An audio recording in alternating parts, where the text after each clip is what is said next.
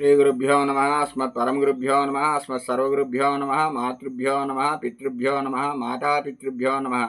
श्रीमते नारायणाय नमः। श्रीमते विश्वक्सेनाय नमः। श्रीमात्रे नमः। कैलहरीं असकलहरीं सकलहरीं श्रीमते हयग्रीवाय नमः। ज्ञानानन्दमयं देवं निर्मलस्फटिकाकृतिम् आधारं सर्वविद्यानां हयग्रीवम् उपास्महे। నిన్నటి వరకు కూడా అమ్మ తాలూకా భుజాల గురించి తెలుసుకున్నాం. ఈరోజు 71వ శ్లోకంలో అమ్మవారి తాలూకా చేతులని, ఆ చేతులకుండే గోళ్ళ తాలూకా ఎరుపుదనాన్ని గురించి మనకి ఈ శ్లోకంలో చెప్పడం అనేది జరిగింది ఆదిశంకరాచార్య గారు.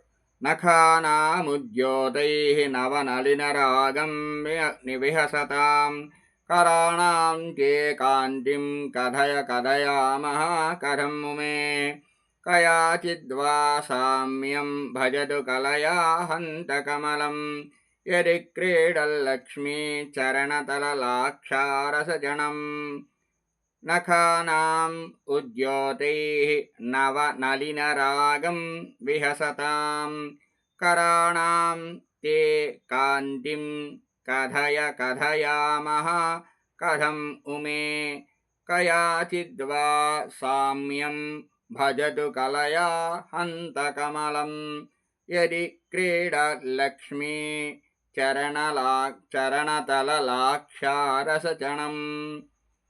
ओ हे उमे, ओ उमादेवी, ओ ब्रह्म विद्या स्वरूपिणी, ओ पार्वती, నఖానాం గోళ్ల యొక్క ఉద్యోతై కాంతిపుంజములచే నవనలిన రాగం క్రొత్తగా ఉదయకాలములో వికసించిన తామర పువ్వు యొక్క కాంతిని, ఎర్రదనాన్ని విహసతాం ఎగతాళి చేస్తున్న, పరిహాసము చేస్తున్న తే నీ యొక్క కరాణాం చేతుల యొక్క కాంతిం ప్రకాశాన్ని, శోభను కథం ఏ విధముగా కథయామహ వర్ణింపగలమో కథయ నీవే చెప్పు.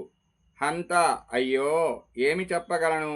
కమలం పద్మము తామర పువ్వు, కయాచిత్ వా ఏదో ఒక విధముగానైనా, క్రీడత్ ఆడుతున్న లక్ష్మీ పద్మమునందు పుట్టిన లక్ష్మీదేవి యొక్క చరణతల పాద ప్రదేశములందరి లాక్షారస లత్తుక రసముతో లత్తుక పెట్టిన పారాణితో క్షణం సమర్థమైనతో కలిసి ఉంటే కలయాపి కొంచెమైనా పదహారవంతమైన సామ్యం పోలికను భజతు పొందితే పొందవచ్చునేమో.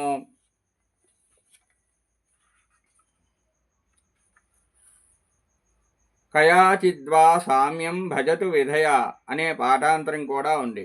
అప్పుడు పద్మము ఏదో ఒక విధంగా పోలికను పొందుగాక అనే భావం చెప్పాలి. లక్ష్మీ చరణతల రాక్షారస లాక్షారుణదళం అని మరో పాఠాంతరం ఉంది. అప్పుడు లక్ష్మీదేవి యొక్క పాదాల లత్తుక పారాణిదే ఎరుపుదనం కలది అని భావించి చెప్పుకోవాలి. అమ్మా, నీ హస్తముల శోభ వర్ణనాతీతము. అప్పుడే ప్రభాత కాలములో వికసించిన తామర పువ్వు యొక్క కాంతిని నీ గోళ్ళు ఎగతాళి చేస్తూ ఉంటాయి. అటువంటి గోళ్ళ యొక్క కాంతులతో శోభిల్లే నీ హస్తాల శోభను ఎలా వర్ణించగలమో చెప్పు. పద్మాల కాంతి కన్నా ఎక్కువ ఎర్రని కాంతితో శోభించే నీ హస్తాలు పద్మములతో పోల్చడానికి ఎంతమాత్రమూ సరిపడవు. లక్ష్మీదేవి పద్మములో విహరిస్తుంది. అలా విహరించేటప్పుడు లక్ష్మీదేవి పాదాలకు ధరించే లత్తుక యొక్క ఎర్రదనాన్ని పద్మము పొందినట్లయితే అటువంటి ఎర్రని రేకుల గల పద్మముతో నీ హస్తములు పోల్చడానికి కొంచెం సరిపోతాయి. అప్పుడైనా పద్మము నీ హస్తములతో పూర్తి సామ్యానికి తగదు. కేవలము 16 వంతు మాత్రమే పోలికకి సరిపోతే సరిపోవచ్చు.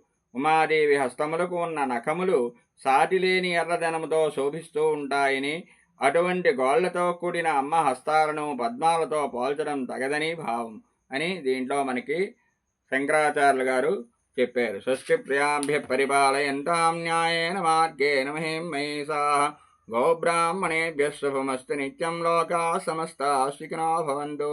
స్వస్తి. నా ఛానల్ని లైక్ చేయండి, సబ్స్క్రైబ్ చేయండి, షేర్ చేయండి, కామెంట్ చేయండి.